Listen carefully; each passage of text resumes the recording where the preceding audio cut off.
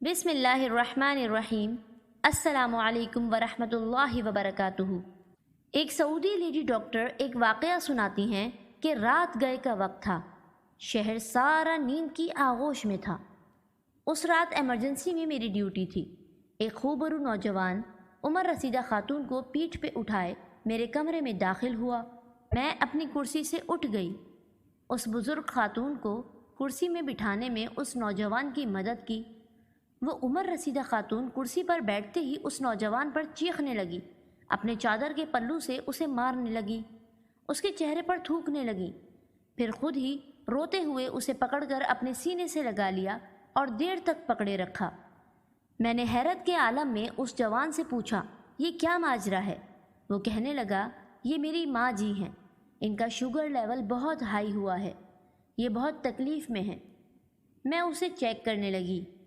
اس خاتون نے دوبارہ وہی حرکتیں شروع کی، گالیاں، چیخنا اور جوان کے چہرے پر تھوکنا۔ وہ جوان مسکراتے ہوئے اس کے لیے دعائیں دیتا۔ مجھ سے رہا نہ گیا۔ میں نے کہا، اب مجھے بتائیں کہ قصہ کیا ہے؟ کچھ دیر توقف کے بعد وہ گویا ہوا کہ میرے والد نے کئی شادیاں کیں لیکن اولاد انہیں نصیب نہ ہوئی۔ حالت یہ تھی کہ مزید کوئی عورت میرے والد سے شادی کے لیے راضی نہ تھی۔ میرے دادا کی نظر میری والدہ پر پڑی، جو کہ پیدائشی طور پر عقل کی نعمت سے محروم تھی، یعنی پاگل تھی۔ دادا اور والد نے مشورہ کیا کہ شاید اس خاتون سے اولاد ہو۔ چنانچہ طے یہ ہوا کہ بیٹا یا بیٹی ہونے کے بعد میرا والد اس پاگل عورت کو طلاق دے گا۔ شادی کے پہلے ہی سال میری ولادت ہوئی اور سال کے اندر ہی میری والدہ کو طلاق۔ 10 سال کی عمر تک میں والدہ کے بغیر پرورش پاتا رہا۔ گھر میں دولت کی ریل پیل تھی، لیکن میں پل پل ممتا کے لیے ترس رہا تھا۔ پھر ایک دن مجھے والدہ کا پتہ مل گیا۔ تب سے لے کر اب تک 20 سال گزر گئے۔ میں ایک گمنام قصبے میں اپنی ماں کے ہمراہ زندگی گزار رہا ہوں، بے نامی اور گمنامی کی زندگی۔ نوجوان نے مزید بتایا کہ رات کو سوتے وقت میں ان کا ہاتھ اپنے ہاتھوں میں دے کر سوتا ہوں کہ کہیں یہ اٹھ کر دور کہیں نہ نکل جائیں۔ یہ مجھ پر چیختی بھی ہے، غصہ بھی ہوتی ہے، اور جو چیز ہاتھ لگے اسے اٹھا کر مجھے مارتی بھی ہے، اور پھر مجھے سینے سے لگا کر دیر تک پیار بھی کرتی ہیں۔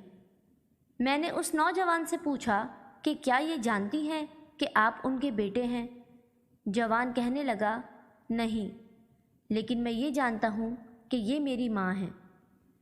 ان کا غصہ، ان کی مار، ان کی ڈانٹ، اب ان چیزوں کو ہی میں ماں کا پیار سمجھتا ہوں۔ ان کے قریب رہ کر میری ساری تھکن اتر جاتی ہے۔ ماں ایک دعا ہے جو ہر وقت رب رحیم کے آگے دامن پھیلائے رکھتی ہے اور قدم قدم پر ان کی حفاظت کرتی ہے۔ خدا نے اس کے عظیم تر ہونے کی پہچان اس طرح کروائی ہے کہ اس عظیم ہستی کے قدموں تلے جنت رکھ دی۔ اب جس کا جی چاہے وہ اس جنت کو حاصل کر سکتا ہے، اس کی خدمت کر کے، اس سے محبت کر کے اور اسے عزت و احترام دے کر۔ ہر رشتے میں خود غرضی شامل ہو سکتی ہے، مگر ماں کے رشتے میں کوئی خود غرضی شامل نہیں ہوتی۔ ماں ایک ایسا رشتہ ہے جو دنیا میں سب سے زیادہ پرخلوص ہے۔ اس کی زندگی کا محور صرف اور صرف اس کی اولاد ہوتی ہے۔ دنیا کے کسی بھی کونے میں چلے جائیں، اس کی دعائیں سائے کی طرح پیچھا کرتی ہیں، اور اس کی دعاؤں سے بڑی مصیبت ٹل جاتی ہے۔ وہ بے قرار ہو تو عرش کو ہلا دیتی ہے۔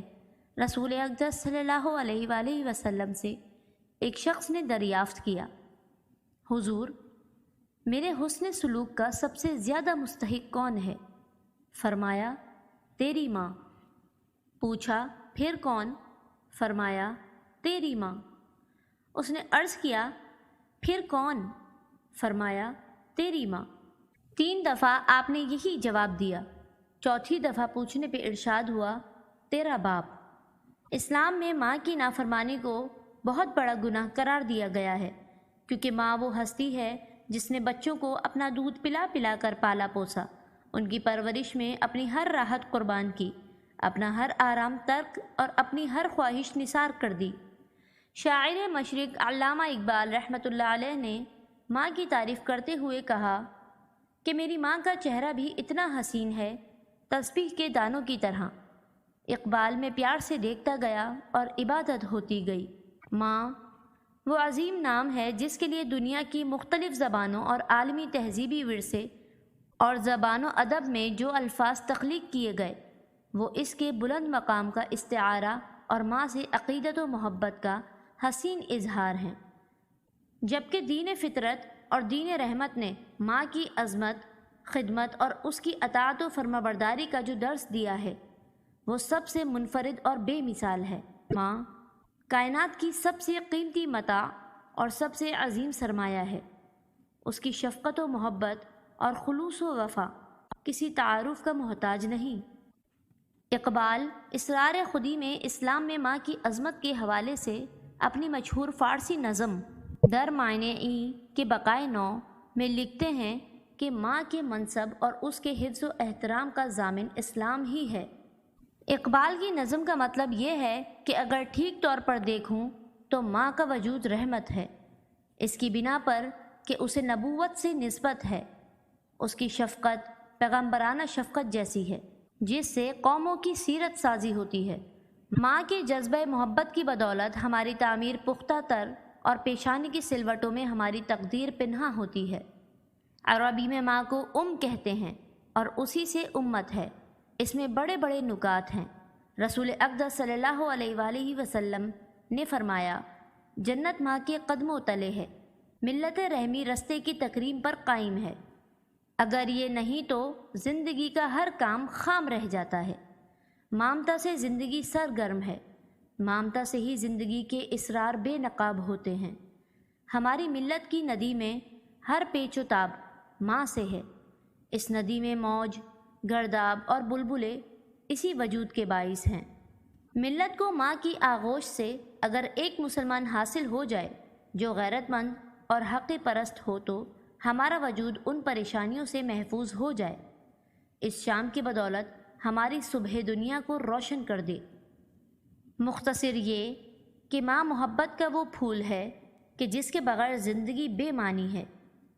ماں کی قدر و قیمت ان لوگوں سے پوچھیں جن کی مائیں بچپن میں اس جہان فانی سے کوچ کر جاتی ہیں۔ ماں کے بغیر انسان اس شاخ کے مانند ہے جو زمانے کی تیز ہواؤں اور دھوپ کی تپش کے بغیر کسی سائبان کے سامنا کرتی ہے۔ حق تعالیٰ سے دعا ہے کہ وہ میرے سمیت سب کی ماؤں کو سلامت رکھے اور ان کا سایہ ان کی اولاد پر قائم و دائم رکھے، اور اولاد کو بھی ماؤں کی عزت و تکریم اور خدمت کرنے کا موقع عطا فرمائیں۔ آمین۔